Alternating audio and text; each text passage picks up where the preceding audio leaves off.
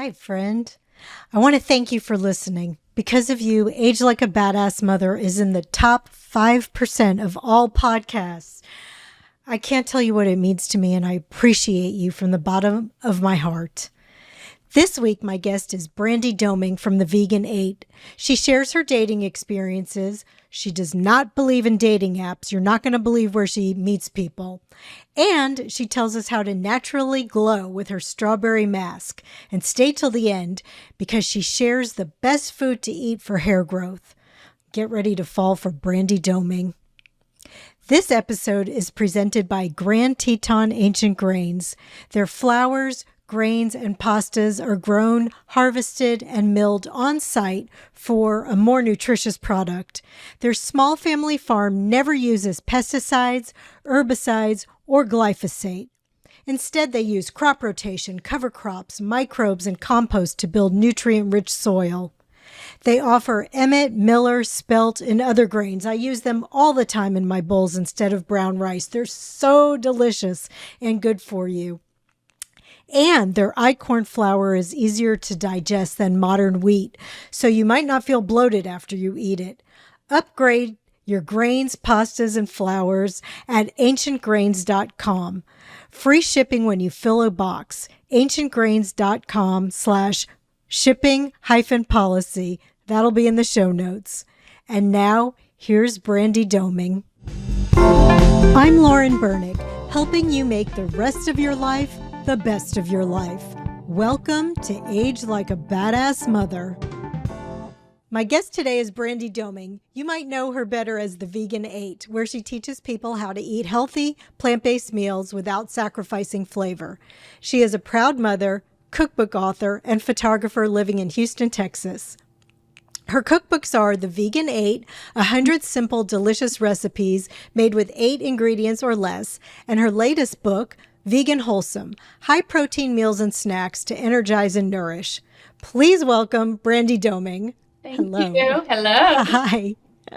So glad to finally meet you. I've known of you for a long time, and I've made your recipes for a while, so I'm thrilled. Yeah. So you're just down the road from me in Houston. Is that where you grew up? Yes. Yeah, I've lived in Houston my whole life. I lived in Austin for about a year as well. So tell me how you started the Vegan 8. What was the idea behind it? Well, my ex-husband, suffered from gout, very debilitating. What is that exactly? It's a very bad form of arthritis. It's arthritis, but it's a very painful one where it migrates to the joints, like the feet mainly, and the knees and the elbows. And it's basically uric acid in the body that builds up and it doesn't leave the body enough. It creates such a strong buildup of uric acid that it has nowhere to go, so it goes to the joints. And that it forms into like needle-shaped crystals, and they jab at the joints. And it makes your feet swell up, red, your knees, your elbows, and he had it very bad. He was on crutches a lot. So, we had tried many, many diets over the years. He had it pretty much almost the whole time I knew him. And it just became a very difficult way of life because, every time we would make plans to go somewhere, he would have a flare up and he'd be in bed for 2-3 weeks. And so I tried many diets over the years of eliminating things based on what the doctors would tell us to do. And nothing ever worked.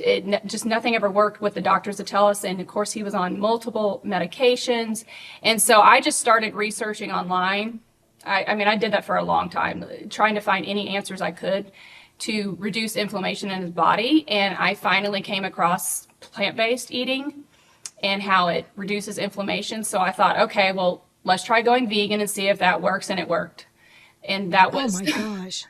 Did you watch Forks Over Knives or what did you find? No, I never watched any documentaries. I don't even remember the day or the article. I just remember I came across something online one night at 2-3 in the morning because I was always looking in the middle of the night because I was up late at night, always worrying about his health. And I just came across something where, removing animal products reduces inflammation. And I thought, okay, well, he's always inflamed. His joints are always inflamed and everything he eats is inflamed. And learning that animal products cause inflammation. I thought, okay, well, let's remove it completely, because we had tried vegetarian. And he was still having flare-ups. I was still giving him dairy and yogurt was a really big culprit of flare-ups. So just went vegan, and then his symptoms started to go away. He was able to get off the medications, and that's where it started. And then I just changed the way I cooked, and that was... How long was it before he started seeing results? Oh, like 3 weeks. Are you kidding? No, not at all. How old was he at the time? That was in 2012, I think. Yeah, 2012. So he's 57 now. So what was that? I don't know. I don't know. I'm 57. I don't know how old I was in 2012. But he was probably about, oh my God, I'm so bad at math. What is that? How long ago was that? Like 13 years ago, right? 13 years ago. So what? Yeah. So 13 minus 15. This is embarrassing. So he was like 44. Oh, wow. I did it in my head. I can't believe it. Oh my God. This is very sad. How many people does it take? Okay, so he was about 44. I was about 46. Now that makes sense, because in 2015 I was 46. Yeah. And that's when I, did the same kind of thing. Yeah. Okay, so it only took about 3 weeks till he started seeing results. Basically, every time somebody who is prone to gout, his father has it too.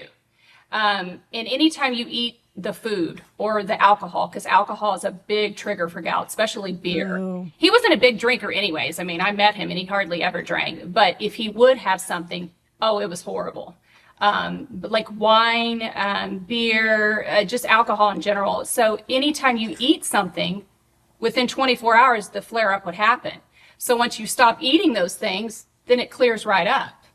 And it was just learning what not to feed him. But even plant-based eating, there's still several things he couldn't eat that are like what? Like high purine foods, cauliflower, spinach, nutritional yeast, mushrooms, asparagus. Those are all high purine foods. So if he eats those, he's going to have just as bad of a flare-up as meat. Oh, really? So, and it took me a long time to learn all this, because I would cook something and then within 24 hours, he'd be in horrible pain, and I'd feel like a horrible wife, because I'm trying to, cook something healthy for him. But that was how I learned, I like nutritional yeast. I would make things with nutritional yeast, because we became vegan. I'm like, oh, wow, I'm putting nutritional yeast in everything. Of course. And then that was like, I started noticing a pattern of certain ingredients. I would literally, do all this analyzing of each thing I would make of each ingredient. And so I finally learned every single ingredient. So I've been able to help a lot of my followers that came to me finding out about the gout, like, avoid this, don't eat this. Or if you do eat this, limit it to 3 times a week, because everybody's different at how much it's going to cause a flare up. And you said cauliflower, mushrooms, asparagus, broccoli, nutritional yeast, gravy, like a wine gravy. I have like a whole list. Interesting. Okay, so if anybody's suffering with gout, just visit thevegan8.com. I will also add to being overweight is a huge contributor, because of course if you're overweight, then that's inflammation in the body, and that also will make somebody way more prone to gout. So that was he was overweight back then. Did he lose weight once he started eating this way? Yeah, like 40 pounds. Wow. Yeah, he lost a lot of weight. And what about you? What did you think about this way of eating? When I first started doing it, I wasn't thrilled, because of course, when you first go vegan, you don't realize, you think, you can't have dairy anymore. That means you're not going to be able to have cheese. You're not going to be able to have ice cream. You're not going to, anything creamy. So that's just, again, that's a whole learning process. And then I learned about cashews, and I learned how I could make the creamy sauces. I learned how I could make homemade ice cream. And once I figured out how to make everything vegan and still taste just as delicious, I was fine. But at first I was not happy, because I didn't want him to make him do it by himself. Yeah. So that's why I was like, look, I'll go vegan with you. I'll do it completely with you, because I didn't want to torture him by eating something delicious in front of him, because he was way more reluctant than I was, because he's Cajun. He's from Louisiana, so he is a big seafood person, and seafood is horrible for gout. So he was more unhappy about it than I was, but also suffering from so much pain for so many years. He was by that point willing to do it. Yeah. So, and that's pretty incredible. And then, so how soon after you started figuring this out, did you like start your website and say, oh, I'm going to try to help other people? Within the year. Really? Yeah, because I had already been sharing my recipes like on my Facebook page, because I've always cooked and baked since I was a kid. That's always been something that I've loved to do. But I would share like fajitas, and I would share soups and things like that had meat and dairy in them. So once I was changing the way I was cooking, I was like becoming really, really creative. So I thought, man, I'll start sharing these healthy recipes and see if anybody's interested. And so I kind of tested it on Facebook, said, hey, by the way, no more meat, no more dairy. But if you're interested, but people are always interested in healthy food. Sure. Usually if they're trying to improve their health or, get in better shape or whatever.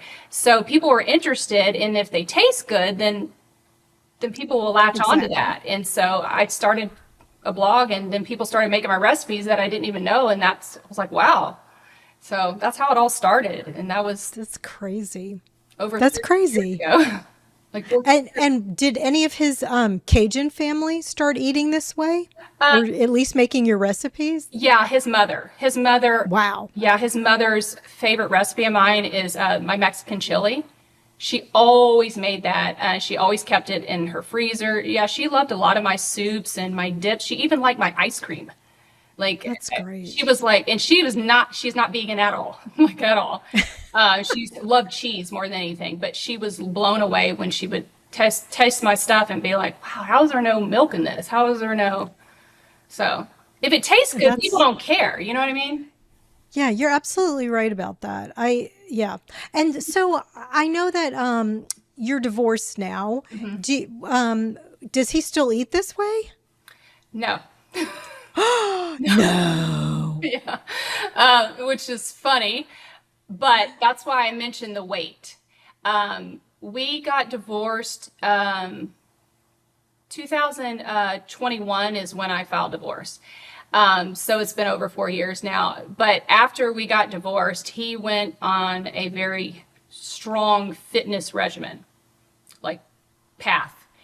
And he never really exercised while we were married. We were married for we were together 19 years, and he never really exercised, like ever. And so once we got divorced, he started exercising and lifting weights, and has gotten into incredible shape. Like, he's all muscle now.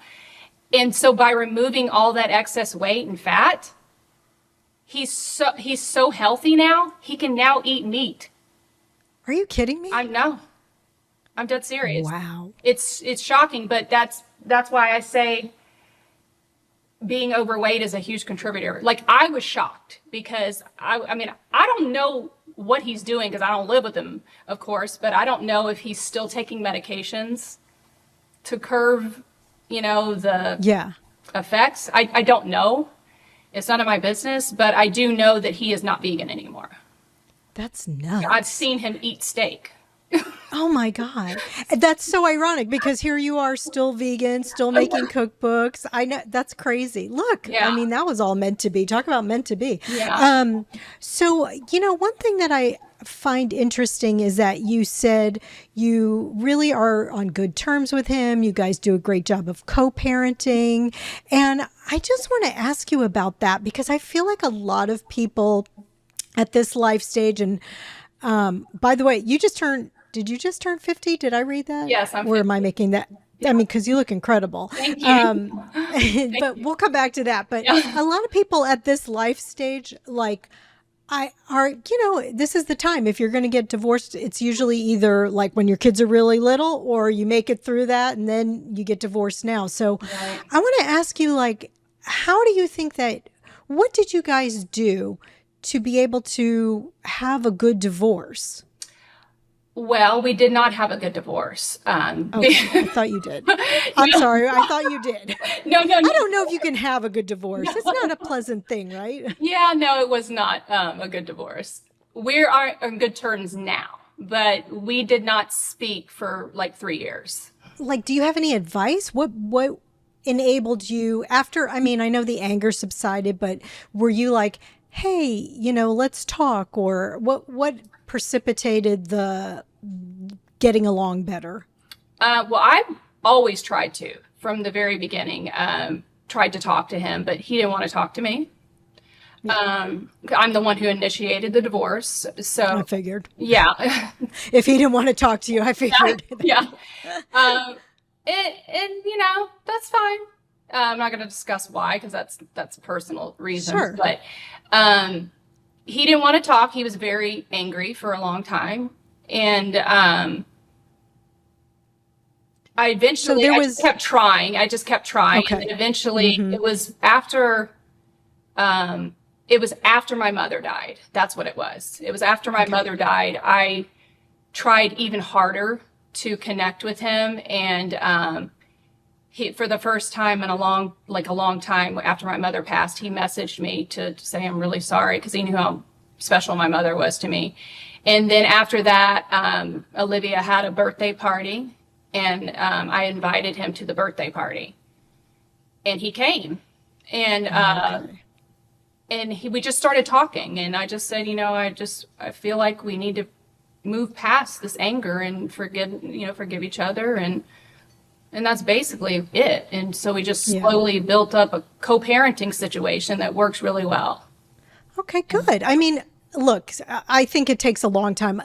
Sometimes you're right. Yeah. I think that, there is a lot of anger when people get divorced. Yeah, there's a lot of hurt. I mean, of course, people get divorced. We were together for 19 years. It's not like we gave it a year and thought, forget this. No, it wasn't like that at all. I mean, I care about him. He's a wonderful father. And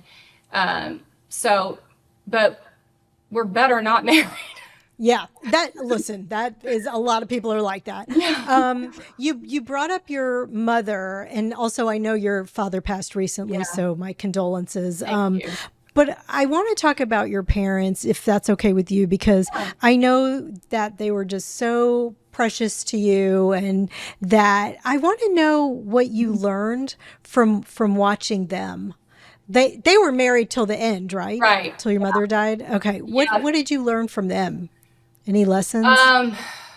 Probably forgiveness and commitment and kindness. They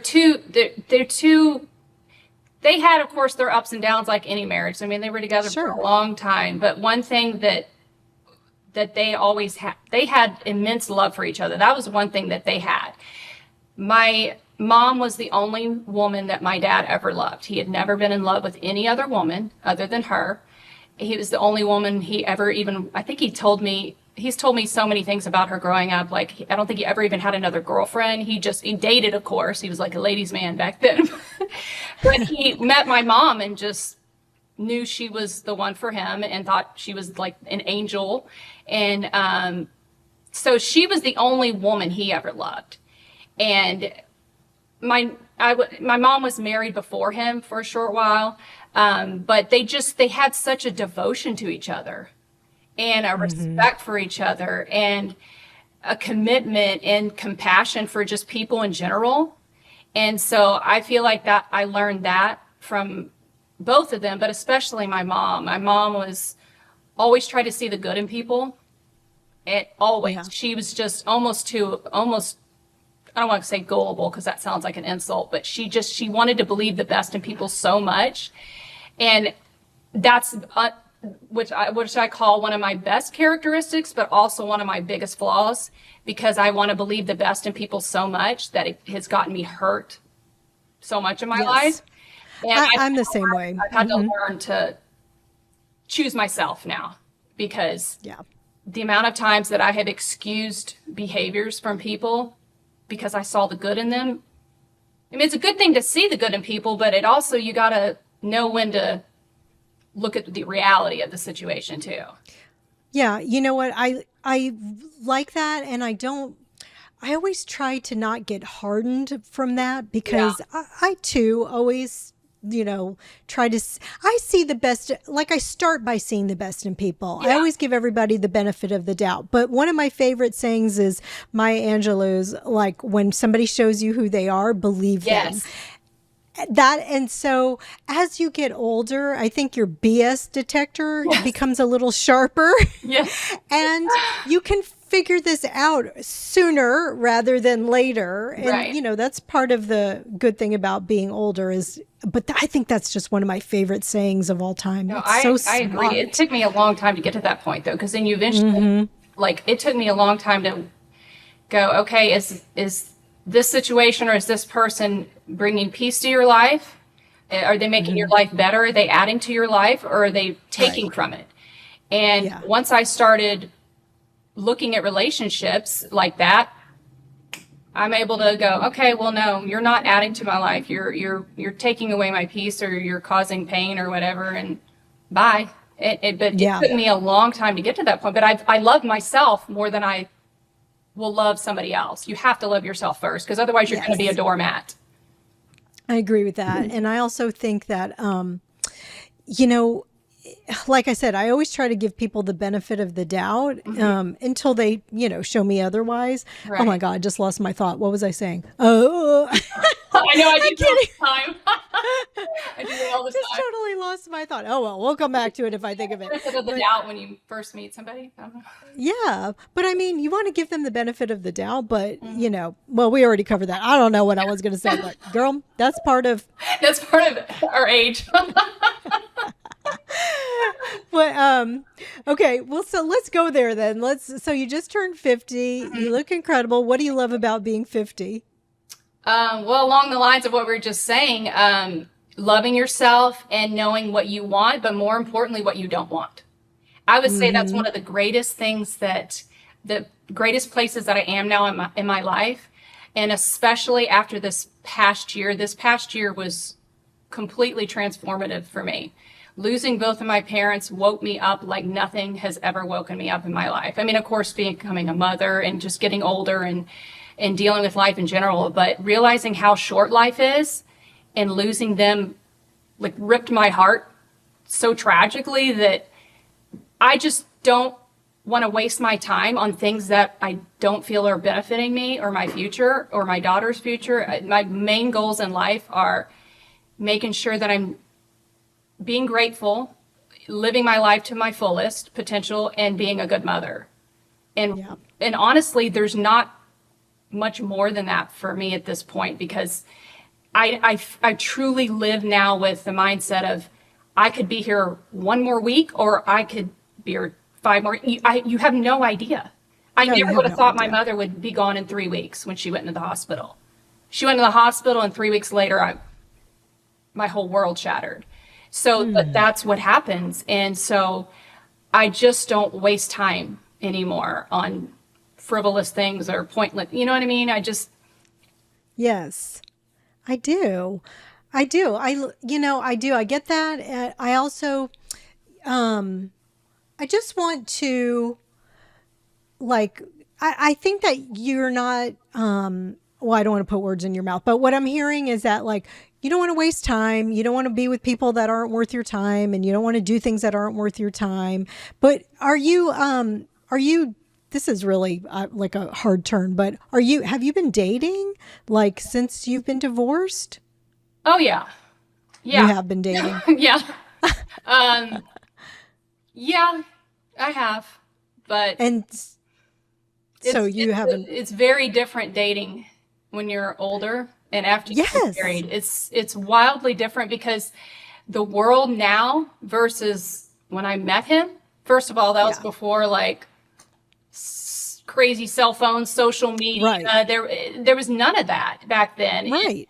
And I mean, there's always been, dishonest people in the world, of course. I just feel like social media has brought out how much there is. But I don't know. You don't have to say anything you don't want to say. Let me stop you right there. It's just a totally different world. Yeah. And People used to meet in person, first of all, where you could kind of suss them out a little better, I think. well, You know? everybody I've dated, I've met in person. I am not an Oh, you have. So yeah, you haven't done any apps. I did a dating app once, like 2, maybe 3 years ago. My best friend put me on there. She kept saying, "Oh, you need to get on a dating app. You need to," and I was like, "There's no way," because I'm old school. I'm very organic. I like to meet people in person, and like you just said, I want to feel them out. And she just kept saying, "No, no, no, no, no. You just need to give it a shot. Give it a shot." I'm like, so she set up a profile for me. I went on one date, and it was one of the worst dates of my entire life. Oh. And I'd met 2 guys on there. One of them, we had set a date. And once we set a date, he became obsessive to where he was constantly calling and texting me and telling me he thinks I'm the one. I'm like, dude, we haven't even gone on a date yet. Met. Oh. So I canceled the date. Red and flag. then Yeah. freaked out when I canceled. I'm like, okay, well, I made the right decision. And so the second guy I went on a date with, and it was horrible. And I was like, okay, that's it. That's my only dating app experience. I will never, ever get on a dating app again. Because I don't have any problems meeting people. I mean, I'm very outgoing. I'm sure you don't. You're outgoing. Yeah, and people approach me, and so that's not an issue. Where do you go? Where do you meet people? Do you like go have drinks with friends? Okay. Yeah. I've met people at the bank. I've met people at FedEx. They just start talking. So running errands, basically, what you're saying. Look good when you go out and you're running errands. Yeah. Make sure you put on an outfit. Well, I mean, I always try to look presentable. I mean, that pride in my appearance. So I don't ever, go out and like my PJs or anything. You know what I mean? I always try to be presentable. But I mean, I don't go out very much. Like I don't, especially now, I don't really hit the bars. Or anything. I mean, I very rarely will I do that now. I mean, I go out to dinner with my girlfriends and stuff, but I have met people, in bars. Yeah, before, of course. Those don't ever pan out. Well, seems like you never know what's going to happen. You never know what's going to happen down the road. I'm not telling you to go to bars. No, I know. You never know. Yeah, exactly. You never know. I mean, I've had a couple boyfriends in the past 4 years or whatever. Yeah. Okay. A couple. Well, I mean, thanks for talking about that because like I said, I feel like this is such a topic, at this age to start dating again. It's so crazy, just from what my girlfriends have told me, all the stories I hear that I know it's got to be really difficult. So I appreciate you sharing that with me. Oh, yeah, of course. Not only are your recipes healthy, but I feel like you take good care of yourself in other ways too. I know you have good workouts, and like, what kind of workouts do you do? I do weightlifting, like 5 to 6 days a week. I dance. I do ballroom dancing. I've seen that. You do tango, don't you? Oh, I do like 12 different dances. I do tango, the Viennese waltz, the regular waltz. I do foxtrot. I do salsa, bachata, rumba. I do tons of them. It's my favorite. Where did you learn that? Fred Astaire Dance Studios. Oh my gosh. Yeah, they're all over the world. Yeah, I've seen those. When did you start doing that? I started that while I was going through the divorce. It was the thing that got me out of my depression. It was dance. Oh my gosh. Yeah, did you dance when you were younger? No. Like take ballet or nothing? No. But did you know you could dance? Oh yeah. I mean, I could throw down. Like at a wedding. So what, you were like on the wedding dance floor or like, at the club or what? I mean, like all growing up, I danced in my bedroom and I choreographed. Okay. I would do Elvis. I would do Michael Jackson. I was literally, as a kid, loved to dance. I just never took lessons. But when I was in high school, I, took dances. You could pick an elective. I took dance in high school, but that wasn't like lessons. That was just dance class. But I would choreograph my dance, if we'd get like projects of dances, and I would choreograph my dances and then my friends' dances because I was really, really good at choreography. And so, but it was my dream always to ballroom dance and do like real lessons and compete. That was a dream of mine. So once I was going through the divorce, I thought, wow, I can finally do this. I can finally go after my dream. and it has changed my life completely. Oh my gosh. I mean, you are really good. I have seen some of the videos that you've posted, and you are really, really good. You. You're beautiful, a beautiful dancer. Thank you. Is that is that like something that you think you'll continue the rest of your life? Oh, absolutely. Absolutely. Wow. I'm not kidding when I say nothing makes me happier than dancing. You know, as far as like a hobby or something that I can do all the time. I dance probably daily in my apartment. That's I'm amazing. always just have music on and dancing because it makes me feel alive. It just makes me happy to just move my body and feel the music. And both my parents were dancers. I mean, they didn't take like lessons, but they were both really good at dancing. Like they would go out dancing a lot when they were younger. And so I guess I just inherited the love of dance from them, but it's something that I want to do the rest of my life. For sure. That's so good. That's really, really good. I mean, I love that. You know, it's given you some. Do you like make your own costumes or? Oh no, no, I buy them, and they're crazy expensive. They're so expensive. They look expensive. They're so expensive. Yeah, the first gown I bought. Well, I'm not gonna say how much it was, but it was a lot. Well, is there like a special place, like dance clothes, or are these just like regular ballroom gowns? Well, I know nothing about that. Yeah, there's shops and stuff, but usually if you're, I mean, I don't know about other dance schools, but with Fred Astaire, they always have like a selection of gowns in the studio, and they're custom made. They're all custom made. So that's why they're so expensive. Like each bead is individually sewn on, each sequence. Oh, okay. But a lot of them come from Europe. But I have one that's a hot pink one that is from Bulgaria. And it was custom made as the only one. And they brought it in from Bulgaria and they were like, this was made for you. And I was like, oh my gosh. I put it on. It was like being a pink Barbie doll. It was, oh my gosh. I never wore I mean, do they like that? When you say it was made for you, like, did they take your measurements and then they make it for you? No, they brought it in from Bulgaria and they immediately thought of me. Oh, I see. So it wasn't actually made for you, but just the saying when you put it on. It right, was made right. for you. Well, okay. They brought it and they were like, Brandy, you have to see this new dress that just showed up at the studio. We think it's perfect for you. And of course I saw it's hot pink. I love hot pink and I put it on and it's just, I just twirl around like... And then so I've competed in that one. If you see like my dance page, you'll see me dancing in that one, that bright pink one. It's just stunning. And it fit perfectly. Where do we find your dance page? Is it a separate like Instagram or? It's Brandi Shine Doming, like Brandy Brandi Shine SHINE, and then my last name Doming. Just all 3 words, no P's or anything. So. That's awesome. Okay, yeah. I'm gonna go because I've definitely seen some of your videos, but I want to watch some more because they're incredible. A lot on there. Oh my gosh! So getting back to your recipes, like what do you want? Well, okay, let me tell you. I love I love all your cookies. Oh yeah, you're a great baker. Thank you. I love all your like pasta dishes. You make some great pasta dishes. And what is it? Like a sweet potato caramel? Is that right? Oh, yes. Yeah, that's on my new book. Oh my gosh. That stuff is so good, right?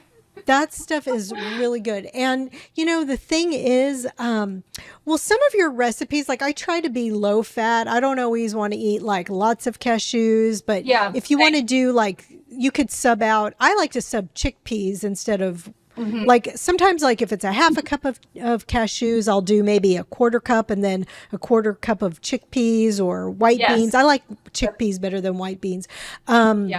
And then the other thing I do to make your recipes a little more low fat is that like if you have in a lot of your cookie recipes, you do like almond butter or something like that. I'll do like naked peanut butter powder and just put water in that and make that because it just brings down the fat. It's probably, I'm sure it's not as good as the original, but you know, I had heart disease, so I just try to keep everything a little more low fat. Yeah, I totally understand. That's actually what I tell my readers that are looking at fat that do half the fat, because I find that it doesn't work to sub all the fat because then you're going to sacrifice on the texture. But I'll say do up to half of the amount for white beans, for cashews. It totally works. Yeah, totally works. It's so good. What are some of your favorite recipes? I would say my Mexican casserole, my cheesy Mexican casserole. That one's Is that like King Ranch or? no, it's got like layers of black beans and tortillas and salsa and corn, and it's got my homemade queso mixed all in it. Oh, yeah. It's so good. That's really good. I've had your homemade queso. Yeah. Okay, that sounds good. I haven't had that recipe. I'll have to try That's that. in my first cookbook, the Vegan 8 Cookbook. Okay. But it's also on my website. But Okay. my soup is my favorite thing. I So love soup. I'd say any of my soups or my chili. I love chili because I'm from Texas. So chili, chili. The more chili, the better. Anything Mexican, of course. Yes. Barbecue. Yes. Oh, I'm sorry. That's Okay, we're the same. Yeah. Well, that's that Texas influence. exactly. Mexican. I put barbecue. pickled jalapenos on everything. Oh yeah. Yeah. I know I've had some of my readers kind of pick on me a bit because I have so many recipes that have like smoked or smoky in them in the title, and they're like, oh yeah, it's another smoky recipe. I'm like, you can't help it. I grew up eating smoked sausage and smoked it. My dad was always, smoking things on the barbecue pit. So, Ugh. Oh my gosh. but I just like smoke, like liquid smoke. Do you like liquid smoke? I know some people are kind of iffy about I do. I love that. Yeah. As a matter of fact, it's in my kitchen right this very minute. I did not convince my husband, but I was trying to make like a better bacon type thing for him because he eats that just Morningstar, whatever horrible trash that is. Yeah. Which is sorry, Morningstar, better than eating a pig, but right. not good for you. But I was trying to just make him something healthier. So I got some tempeh and I mixed up some liquid smoke and a little maple syrup and some coconut aminos and some smoked paprika. Yeah. And I marinated it. And I was like, what about this? Doesn't this taste good? And I was like, this is delicious. And he was like, it's not the same. I was like, Is he vegan or? No, okay. He's mostly vegetarian. I will say gotcha. Once in a while he'll eat some fish, but he doesn't eat any meat really anymore. He barely ever eats an egg, but he still eats dairy. But I'm just trying to get him off the junk food now, the vegan junk food, and he's done a lot better. He's really trying, but I don't know. How do you make bacon type food? Do you have a recipe? Actually, I don't have any mock bacon recipes, and I don't know. I wasn't really a big bacon person, so I don't really I wasn't either on things. I mean, I make a smoky tofu that is so good, and I eat that a lot, and I make a taco meat from tofu. Yeah. And those things satisfy me. I mean, I don't. Yeah, me too. Bacon, I don't care. I just I never ate bacon either, really. Coconut bacon? Yeah, I've had that before. That's pretty good. I like the flavor and the texture, but of course it does have a coconut flavor to it. So you can't completely. I wonder about maybe carrot. Maybe I'll try to make him a carrot bacon, but I think that's not going to go any better. But he likes a BLT. That's what he's saying. He wants a BLT. So I don't know. I'll try to keep figuring that one out. But yeah, no, your recipes are so good. And I love that the first book of yours and the premise was that you were trying to do everything with 8 ingredients or less. Right. I know you've maybe moved away from that a tiny bit, but it just makes it simple for people. I think they appreciate that. Yeah, I stopped. I did that for about 8 years. And about 4 to 5 years ago, I guess it's been now. Gosh, time flies by so fast. But I know. I stopped doing that just because I felt like I was limiting my creativity. Yeah, limits. I was just tired of limiting myself. And absolutely. My readers did not care that I changed it because a lot of them, I found out when I made the announcement that I wasn't going to do 8 ingredient only anymore. They were like, oh, I never even realized that that's what the 8 meant. So like a good amount didn't care. What they think? You had 8 kids? I don't know. I mean, some of them thought it was a take on like the vegan 8, like you ate something. Oh, like you ate something. Yeah. Like some of them thought it was that. And some of them just never cared or paid attention. Well, anyway, those recipes are still there or in your first cookbook if anybody really needs some simple recipes, because they are good and they're simple. So tell me about your new cookbook. What was the impetus for that? Oh my God, I'm sorry. That's okay. I'm sorry. That was my Don't worry belt. about it. Don't worry. So my new cookbook is after I got divorced, I started getting more into posting like my workouts online and sharing just like my dance journey and just sharing more of myself in my life. And so when I started doing that and I started eating some more protein focused stuff because I was trying to build muscle, people started asking for more protein recipes and because they started buying my workout plan. So that kind of led to my book that has, it's healthier than my first book. There's not as many indulgent desserts.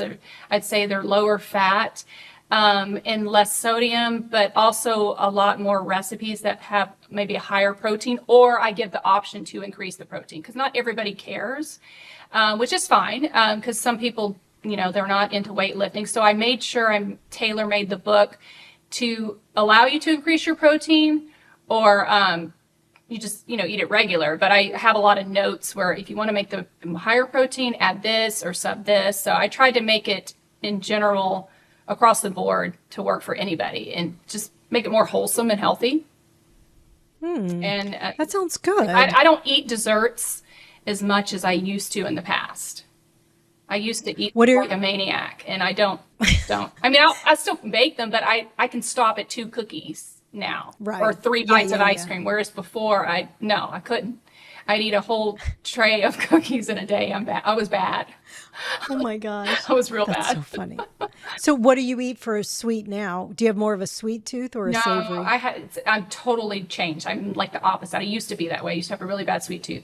I will like have a piece of dark chocolate, or if I make cookies, I'll literally have 1 cookie, maybe 2, and I freeze the rest. I just don't crave it as I. Yes. But that's also because I'm focused on being fit and feeling good. And of course, you eat a whole bunch of cookies, you're not going to feel as good or look as good. And that's just more important to me, to feel healthy and to look healthy. And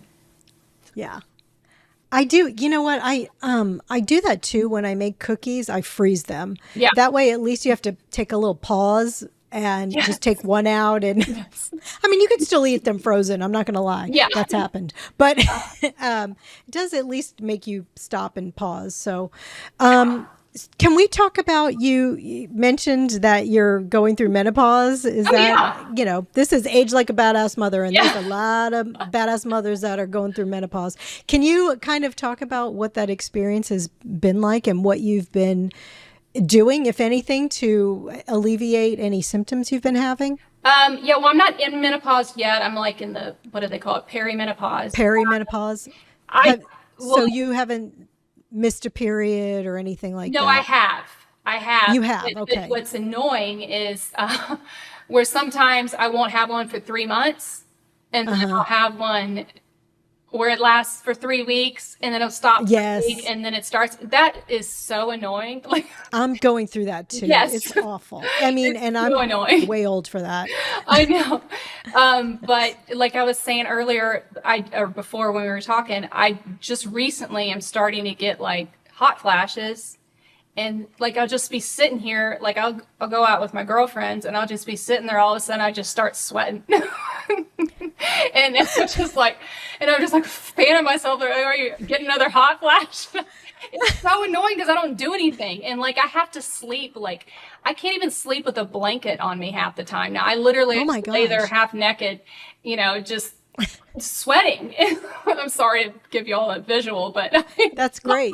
I'm sure. I'm just outspoken, but I think that people can relate. Yeah, I just get so hot now, and I'm already hot blooded. I have never. You're just a hot person. Yes, I get hot very easily. I've always been that way. So half of it's like, am I coming near menopause, or am I just getting older and hotter? I mean, I don't know which. No. Well, you are older and hotter, but in a different way. But yeah, no, I mean, have you tried anything for it? Like, I know it's so funny to say, like, Dr. Barnard says eat half a cup of soybeans, but then also Dr. Barnard's never gone through menopause. You don't know. I don't listen to men tell me what to do, but when it comes to menopause. No kidding. No offense, but No, I agree, but I mean, I was just wondering if you tried have No, you I tried eat so anything? much tofu I and know. Well, soybeans, but he says it has to be the whole soybean, not edamame, not miso, oh, not tofu. It has to be like real live soybeans. And so, oh, okay. Well, I've never tried that. I don't know. I mean, my only symptom is I get hot and then the inconsistent periods. That's it. Yeah. So, I mean, that to me, I'm real big, and this is just my personal choice. I don't like to take medicines, or Right. I don't even take a Tylenol. I haven't taken a Tylenol or even an Advil in probably 15, 16. I don't like to take anything. I understand. I don't like the side effects of things. And I've taken one antibiotic in like 15, 16 years. And that's because I had a severe bladder infection. That's the only time I've ever, and that's because it wasn't getting better, but I tried. I went 3 weeks of suffering before I finally got through it. But, no, I'm the same. I get it. yeah. Yeah. So I haven't try taken some soybeans. Let me know. Yeah. Yeah. I'll try that. Try half a cup I'll of probably soybeans. have to like be like dripping sweat everywhere all day before I take anything. Cause I've had people say, oh, you should try HRT. Like, cause one of my best friends, she's on it, but she has, and we're the same exact age, but her symptoms, her hair has fallen out practically. She's lost a significant amount of hair. She couldn't sleep, has insomnia, hot flashes. She got frozen shoulder. I don't know if you're familiar. Yeah. She got that in both shoulders, both, and had to have surgery on both. Gosh. Yeah, surgery on both. So her body is just wrecked from it. Where I'm just smooth sailing with just some sweat. Yeah, just some sweat. I'm a little slick, but I'm a little sweaty. I'm a little sweaty. But well, it's funny because I said I'm always cold and you said you're always hot because when we showed up, we both live, it's the same temperature outside. Right. And I'm in a turtleneck and you're in sleeveless. Right. And I'm sweating right now. I'm still free. I have a blanket over me. Yes, I think that's why I say I think it's partly just who I am. But I mean, yes, I have a lot of hair. Maybe that's it. I don't know. I'm hot. I'm just always hot. And it's annoying. I know. I get it. Okay. Well, you know what? I have also had other people on here, experts who say eating a whole food plant-based diet really does make your journey through menopause a lot easier. Yes. And so I'm going to bet that you and I are having an easier time just because, you don't have all that oxidative stress in your body and just things. So I was going another reason. I was going to add that same thing, that I really think that's a big part of it. Because like I said, my best friend and I were the same exact age.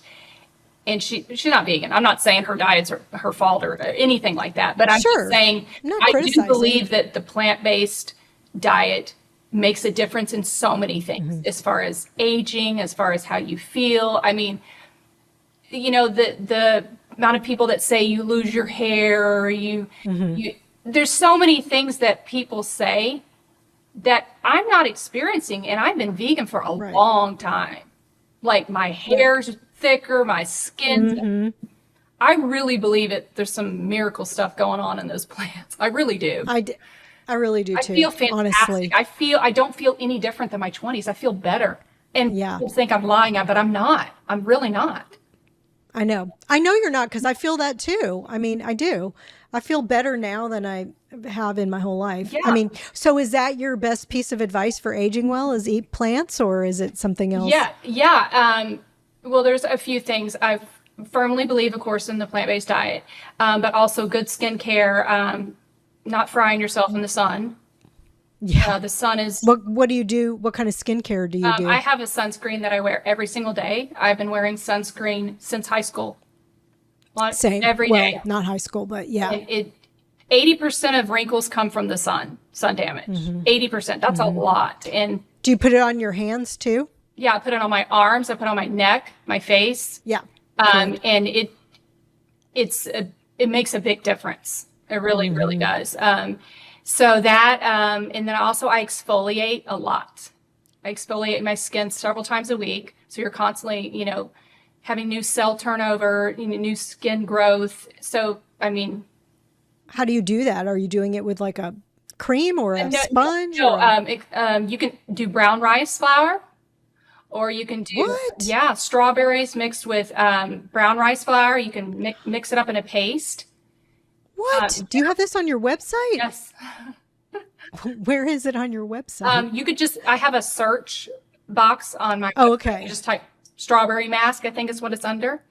My But I do that God. several times a week. And my skin is very youthful, I feel It's like. beautiful. And I'm Yes. 50, and my skin has hardly changed since Yeah. my 20s. I'm not bragging. I'm just pointing out No, that it's a fact. skin is. You look great. Thank you. And so but I've taken very good care of it too. I mean, I feel like we end up with, in a lot of cases, how we taken care of. And if you fry yourself in the sun and bake yourself in your sun all the time, well, you're going to have a lot of sun damage. You're going to have a lot of sunspots. And not that we don't need the sun, but I don't fry myself in the sun.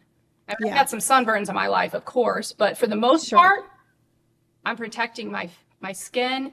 And then, I would say those are the main things. And lots of water, of course, lots of hydrating fruits and vegetables, and sweet potatoes. I'm a big believer in sweet potatoes. Sweet potatoes produce more vitamin A in your body, which of course builds collagen in your body. So I eat sweet potatoes every single day. Sweet potatoes are very good for hair growth.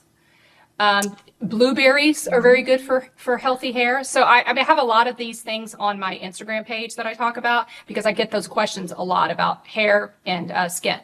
So, and you got to have healthy fats. So like hemp seeds, things like those are all things that I do consistently that I feel have contributed to the anti-aging part. That's great. Okay. That's really good advice. I love that when I asked you about your exfoliation, it was strawberries and almond flour. I'm like, okay, I can get on board with that. Brown rice. What is it? Brown rice flour? Brown rice flour. Well, that makes more sense. It's gritty. Gritty, yeah. So it's good at like if you do it, you will notice how much softer your skin is. And I do it on my arms too, and my legs. Ooh, and the strawberries, I guess those little tiny seeds are like, well, and is that what you're? It's acidic too, and it's got vitamin C in it, but it's mainly the brown rice flour. You're buffing off those dry skin cells that we constantly have.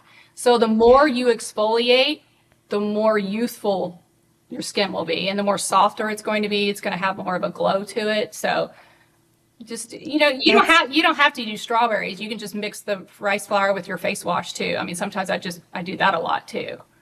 Yeah. Oh, that's so good, Brandy. I like that. Do you have a favorite concert you've ever been to? Concert? Yeah. What's your favorite concert? Oh, probably I would say Sting.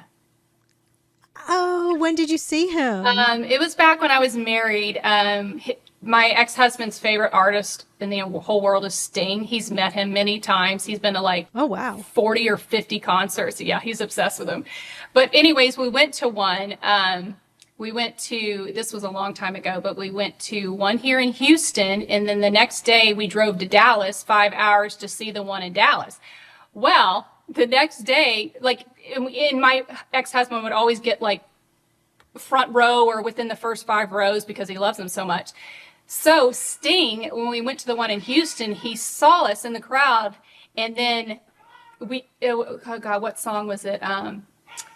That song where he says, "I resolved to call you up 1,000 times away." Oh yeah, every little thing she does is magic.